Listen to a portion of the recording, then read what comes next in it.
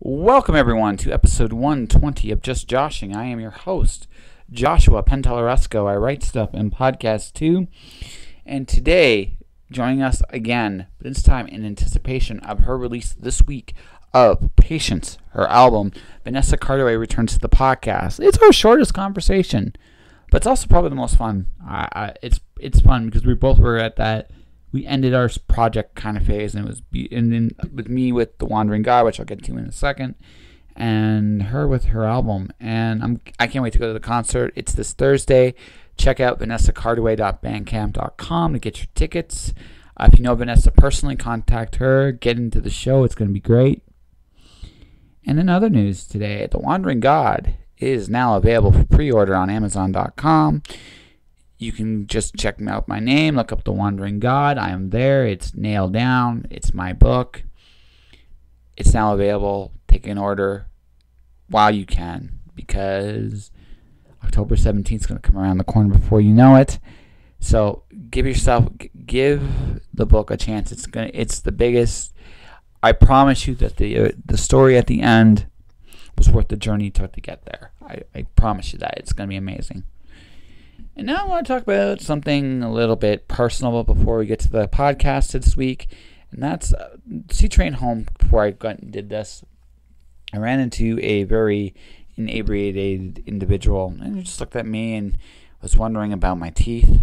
I made no secret to anyone that my teeth are the way they are due to other circumstances. But most people, when they meet me, they always get the impression that I did some kind of drug or drink or something. And going through that impression just taught me a very important lesson. And the lesson is, appearances are deceiving. We don't really know the story until we ask. And most of us are wrong. And that's something that I just realized today.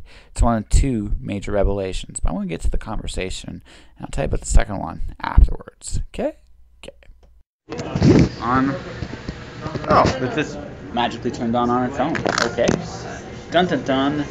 This poltergeist version of the podcast has been brought to you by the letter Z. That's why the cast. Poltercast. That's right.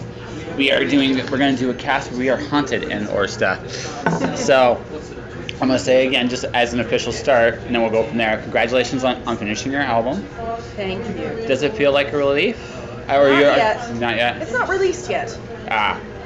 It is done, but there's a lot of work left to do before it's released. Partly for the release itself, for the product, and also for the party. I have a history of throwing really excellent CD release parties, and I invite a lot of guest musicians to help me recreate what I've done in the studio on the stage, and it's always spectacular, and it's a lot of work to get it ready. We're doing that on September 7th, and then after that, I'm bracing myself to feel grief. I expect that I will grieve. I can understand that. So I can't spoil the scene. There is a scene. There's a chapter in my last book, and it's a chapter. It's not the last chapter, but it's one of the last ones. I realized I was at the end of the story. I just knew like there was still a little bit to go, but the journey, there's only one place left for it to go. And all the questions were answered. Yeah, and there was a moment. One of the characters told me, you need to do something. I didn't want to do it because I knew the moment I did, I couldn't go back. But the character goes, it's the right time to do this. Oh no. Fire drill? Yes. We realize you to evacuate. No, but when you get to the end of a endeavor, like my story's been in my head for about 4 years. I think that's almost the same time as yours, I think, give or take. Yes. Well, I funded this project through Kickstarter 4 years ago in the month of November, and I said I would have it done in a year. And I was kind of not really actually kind of totally lying through my teeth. I didn't think I'd actually have it done in 1 year. But I didn't think it would take this long. And there are lots of reasons for that. To do with getting it just right, and also to do with life events that got in the way, and some psychological issues with the project as well, because I've poured so much of myself into it. I don't even know how to talk about it, just how much. Well, I do know how to talk about it, actually. This is what I've been saying. I bled this album out. I slashed my arm and I bled it out. So that is the degree to which the album is me. And I can't possibly overstate the investment of myself that has gone into creating it. The biggest thing I've ever done. It's the best thing I've ever done. And when it is truly done and I can sit back and breathe, I'm going to breathe. I know it. And then, when I'm done with that, I'm going to figure out what to do next. Which is also an exciting journey in all of itself. For me, I'll talk about this a little bit. By the time this airs, I will be well on my way to doing this. I'm going to be once this book is done, and once the other book is thoroughly deep into the post-production process, I'm actually going to Mexico to fix my teeth. And excellent. Good for you. But it was a surprisingly very hard decision for me to do that. So, like in my case, like this is the end of the journey thing. For me, my teeth were a battle scar because it was me going through literally paying the price for being an artist in the middle of nowhere. I learned an awful lot about myself going through that process, and I came out of it stronger. And then one day, that thought of taking care of myself really sunk in. If I don't take the time to do it now, I'm never going to take that time later, because there's always going to be something. And the thing is, as an artist, it's so easy to get caught up in what you're doing. You get so engaged in what you're pursuing, where you're going, that you forget. And you don't really mean to forget, because it's not like, oh, you don't think lowly of yourself, but you get so caught up in whatever it is you're a conduit for. Yes, that has cost me. Yeah. Very, very dearly in my relationships with family and romantically. I have lost a great deal because of going into the creative space and not knowing how to come out. Yeah. So it hit me that if I don't do this now, somebody won something. Yeah, I think so. All right. But if I don't do this now, I'll do it. But what I didn't expect was when I made that decision, how angry I got when I made that decision. Angry, yeah. Angry at? Because it made me go through everything I went through before. It made me really go through that process and made me go how I saw myself, which is a really interesting, it's an interesting thing. It's like at this point, I had a conversation with Adrice a year ago, and we talked about the fact that sometimes you have to let things go. Mm-hmm. My words have come back to bite me in the butt. There's some things about this I need to let go, which is why I'm ready to take care of it. And also, it's the other reason why I must do this, because there's a still big, strong part of me that doesn't want to do this. And don't forget, I mean, I'm sure you know this, but when it's done, you're going to have a different voice. You're going to sound significantly different when you speak. Yep. And that's a large part of your identity. That's a large part of anyone's identity. When you listen to your recordings, you won't sound the way you sound now. So be prepared to be thrown by that. Yeah. Well, I also, my other big thing was I feared I was going to resent some people too. Not strangers, friends. Because I'm still going to be the same guy, essentially the same guy anyway. And my biggest worry is that people that know me would treat me differently. Does that make sense? I hear what you're saying. Yeah. I'm not saying this. It sounds like you're making assumptions about other people's behavior, and that's probably not healthy. Let them show you how they'll behave. Yeah, that's a fair point. But again, this isn't a completely intellectual place I'm coming from. Oh, of course. And you know what? Self-awareness. Yeah. Self-awareness is so important, and that includes admitting things that you feel that might not make sense. Yes. That's very important. No, and that's the thing. Like, I went part of this. Like, this year for me, that's been a big part. Like, when I made this decision, that was a big thing. I had to re-deal with everything. It was like, not in a traumatic way, almost like a reflective way of what I've been through, and also the fact that if I'm going to make this decision, that I have to change how I look at myself, and that's maybe it's a sign of me growing up a little bit. Who knows? But it's one of those things where I just realized, for me, I need to do this, so I'm going to do this, and so, like, I've considered, like, and I associate that with the poetry books, because it's like I'm ending one series and starting another one within the time I'm going to be doing this. Yes. It means something to me that I am releasing patience at the age of 30. I'm feeling the milestone of 30 very profoundly. So, rounding off my years on this planet with a nice round number, and rounding off my work in this world up to this point with a big project being completed, feels very right. Yeah. Are you more comfortable with yourself than you were when you were a lot younger? Because I found at 30, like, when I got to 30, it was a lot easier for me to be around than when I was 20.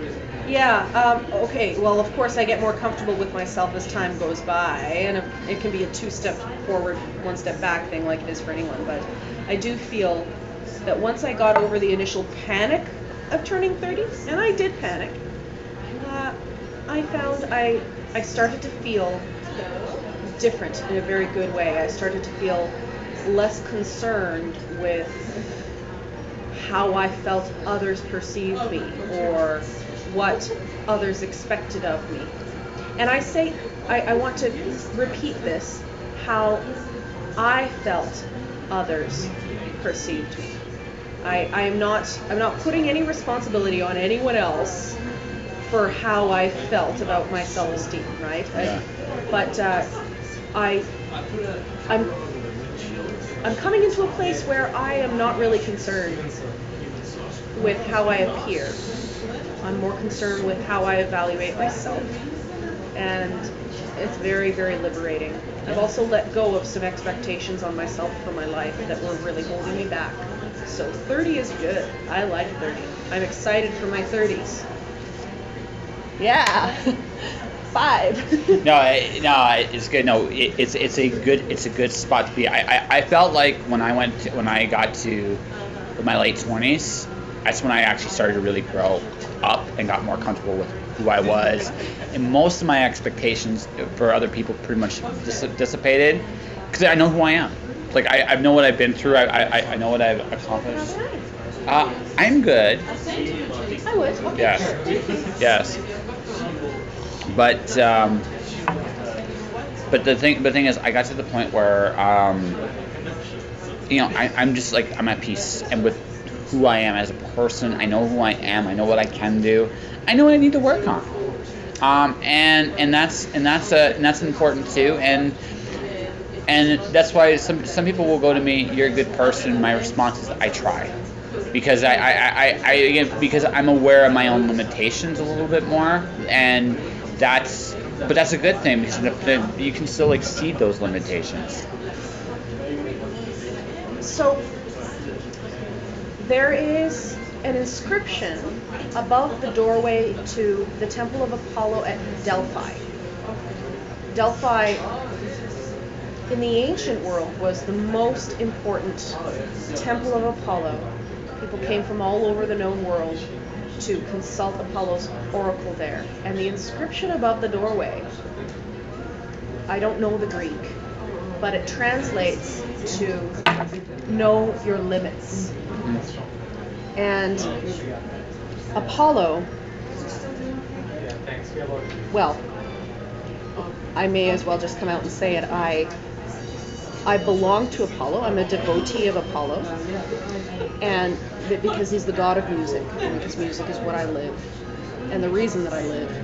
And so remembering to know my limits has saved me many times. Yes. Oh, it's a good thing, right? So, but for me, the next and I'm at the point where I've started a new series, and I'm thinking to myself, well, how do I again, the change for me is, how will I value myself going forward? What my goals are bigger, and my expectations for myself are bigger. Good. Yeah. You should expect everything of yourself except perfection. Yes. Never expect perfection. That's a hard one. No, I mean, and don't rush. Yeah. Also, sometimes hard. But I understand the wisdom of that. But it's like one of those things where it's just like, yeah, I get the wisdom and I get the understanding, but then you're like, you could go a little faster, just a little quicker. I'm releasing an album called Patience. 3 years behind schedule. yes, you are. But except it's not behind schedule. It's perfect. I'm releasing it at the perfect time. Yeah. So for anyone who has given up on me during the interim period of waiting, I'm sorry.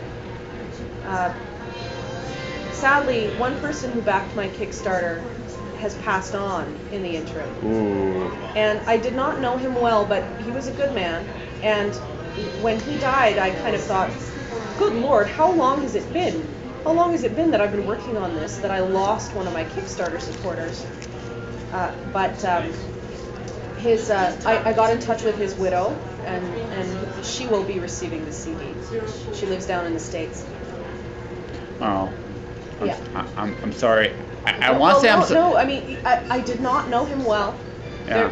You don't have to say you're sorry. It's just, well, it was very sad. He died quite young, but it was definitely a wake-up call for me, thinking about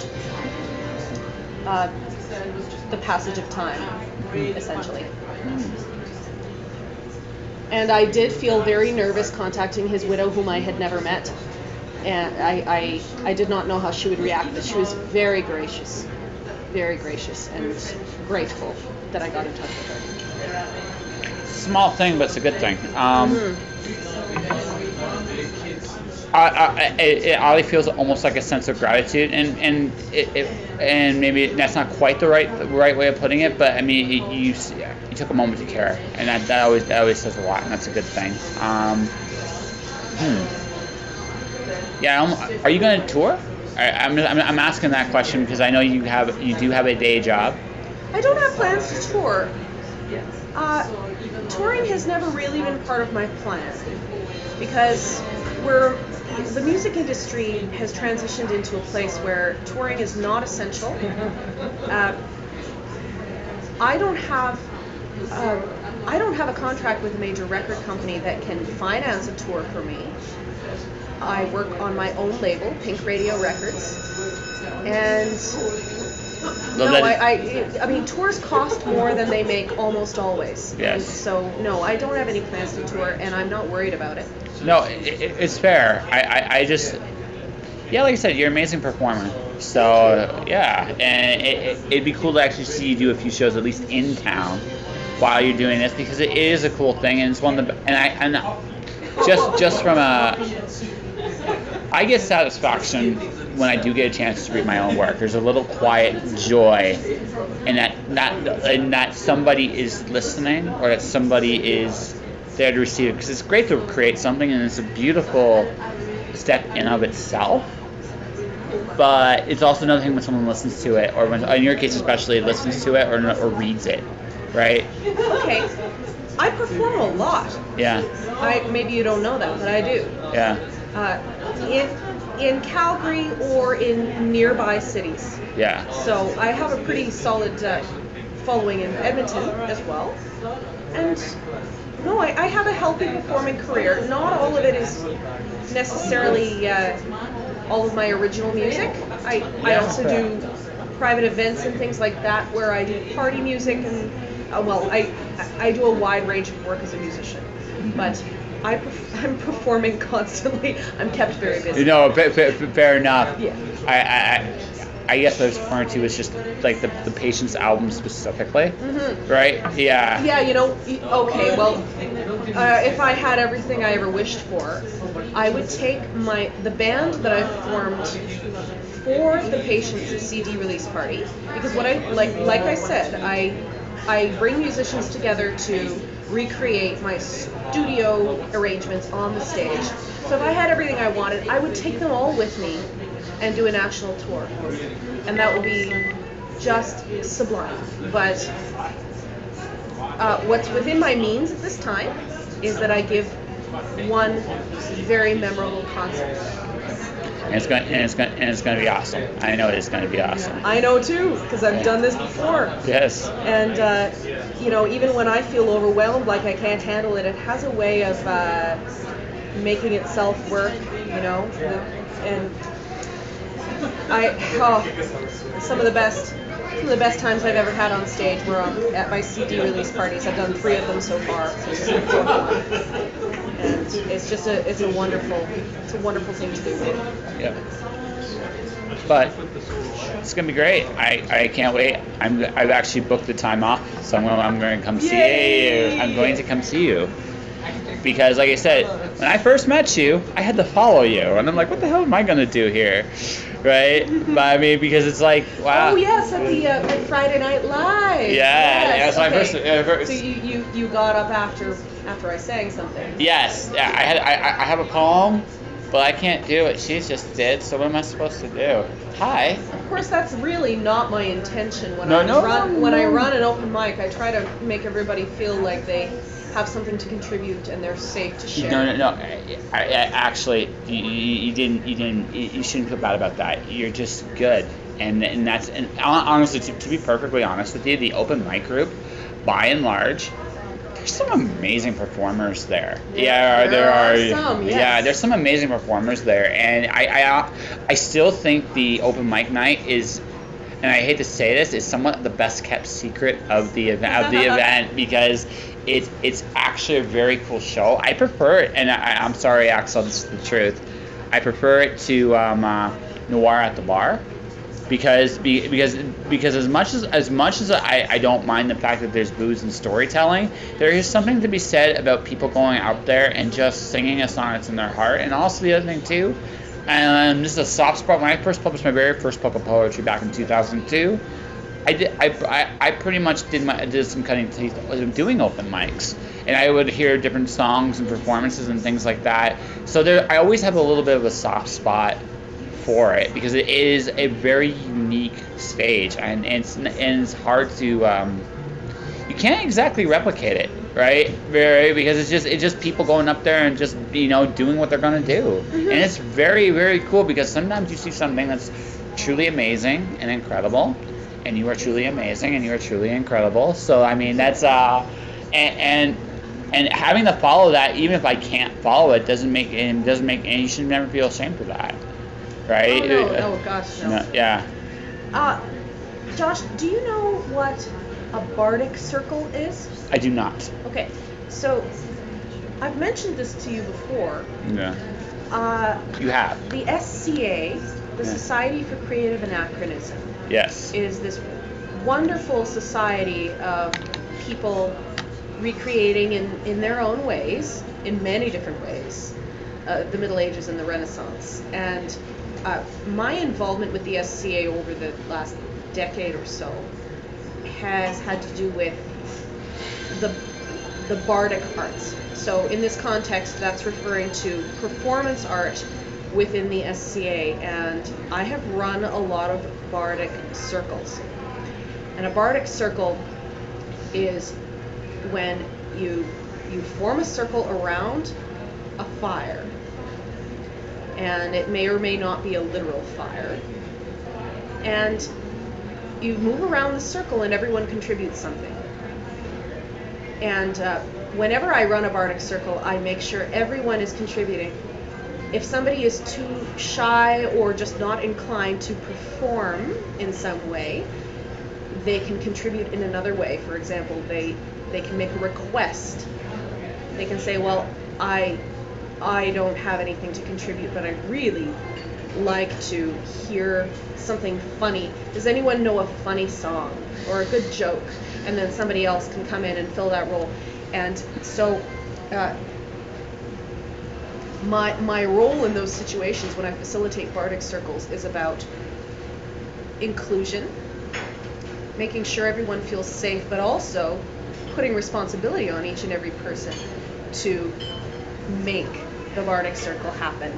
And it is the experience that I have from that is what I draw on when I run Friday Night Live at When Words Collide, that everyone has something to contribute, and we're all here together in a community. It's not a show where there's an audience and performers. It's collaborative, and I think that next time, if I do it again, I want to change the format and put everybody in a circle, because the chairs are set up as though there's an audience and performers, and I think it's better in a circle.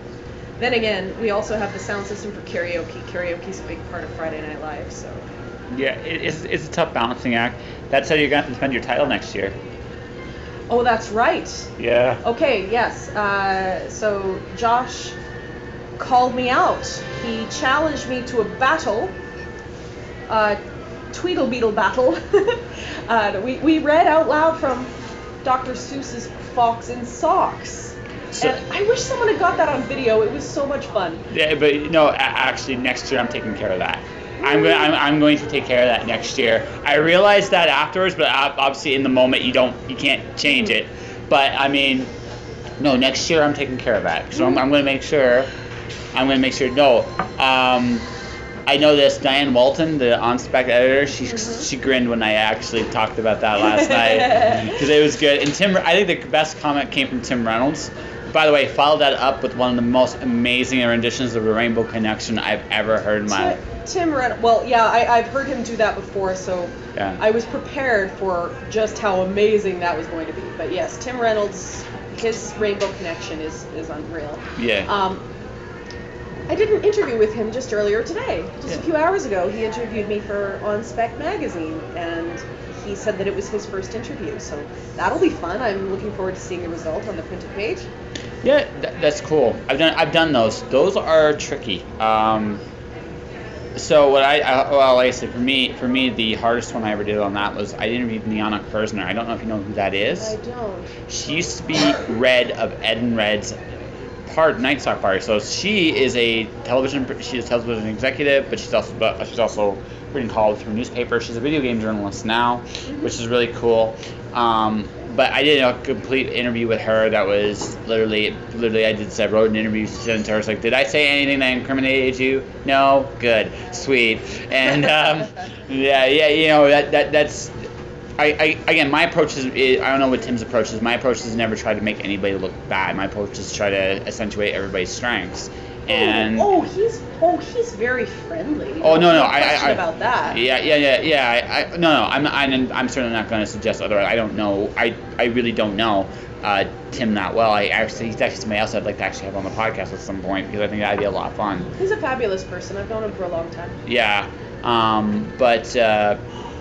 no, those are really tricky to do because written interviews are so hard, and even with recordings and stuff like that, capturing the voice of the person on a written page is actually really hard, right? Well, he is a novelist, and I told him ahead of time that I was excited to be interviewed by a novelist, and I expected it would be different than being interviewed by a journalist. Yes. So, yes, I'm looking forward to what he makes of our time together today. Yeah, that's very curious. Yeah, so, but So, like I said, I'm not gonna say what's next because that's way too soon at this point in time for you. But, I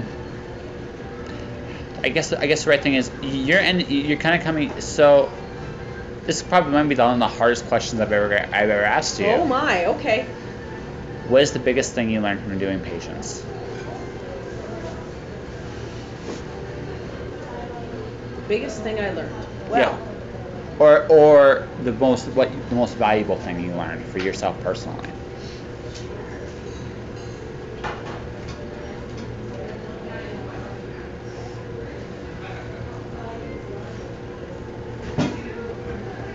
That is a hard question. It is. What patience means to me is that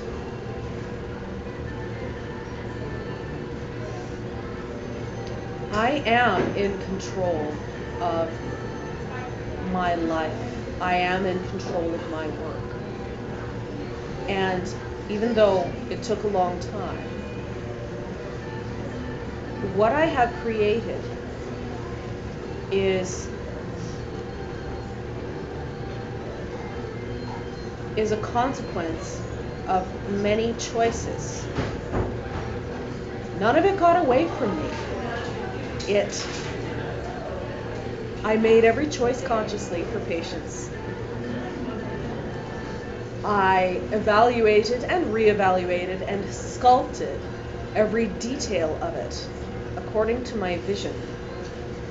And I was ultimately successful. So, many great recordings are made with a degree of spontaneity, and capturing a moment. This is not one of those. This was a case of I knew what I wanted to create, and I worked until it was right. I think I've been thinking of myself like a smith hammering at a forge as I've worked on this, and it has become exactly what I wanted. And I think part of me doubted.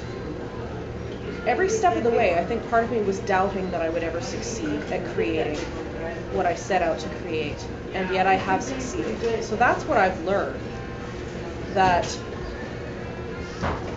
I can make my vision real with the right application of effort. Yeah, I think that is probably the hardest question I've ever asked you. Yeah, that was hard. Yeah. I hope I've answered it to your satisfaction. Absolutely. So, I guess the purposes of the interview, I think we have a pretty good one here. And I want to actually ask you, so next thing is patience. Yep. So talk about your show coming up on the 7th, and then tell people how they can find you. Okay, so now the CD release party, it is a party. It is a private event. So we are not selling tickets at the door. You've got to get your ticket in advance if you want to come. And if you want to come, actually, you know what? Quick question, just a logistical question. When are you airing this? See, that depends on your answer here. So, see, that depends on your answer here, Okay. because see, so my plan on this, honestly, I want to release this before your event. Yes. Okay. So because I didn't want to go on and on about it if no. it's already happened. No. I wouldn't ask this question if I had planned on actually releasing it after. Good. Just checking so I didn't embarrass myself. So, if you are interested in coming, and I think you should, because it's going to be really, really interesting, and I'm pouring a lot of effort into it, and so are my collaborators. Then visit my website, which is www.vanessacarduiartist.com. Vanessa Cardui, Cardui, artist.com. And there is a link right on the front page right now for where you can buy tickets. But please don't just show up on September 7th, which is a Thursday. Doors open at 6, music at 7. If you want to know the location, once again, visit my website, get your ticket. We are not selling tickets at the moment. So Get it now. All right.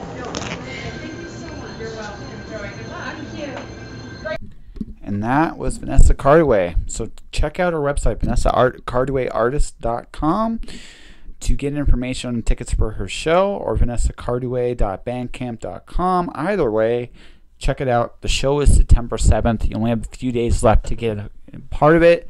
I will be there. I'm going to be supporting my friend who busted her ass putting this together. And as always, I'm grateful that she's there. And that will do it for another episode of Just Joshing. Well, like I said, I if you heard the original version of Survivor 3, you know I made this decision a while ago. But yeah, no, I am taking care of what I'm taking care of, because much like all things, journeys end and things change. With the Wandering God hearing complete, I am making some big changes in my life as of now as well. Some of them I'm not going to talk about just yet. Some of them, yeah, I'll show not tell.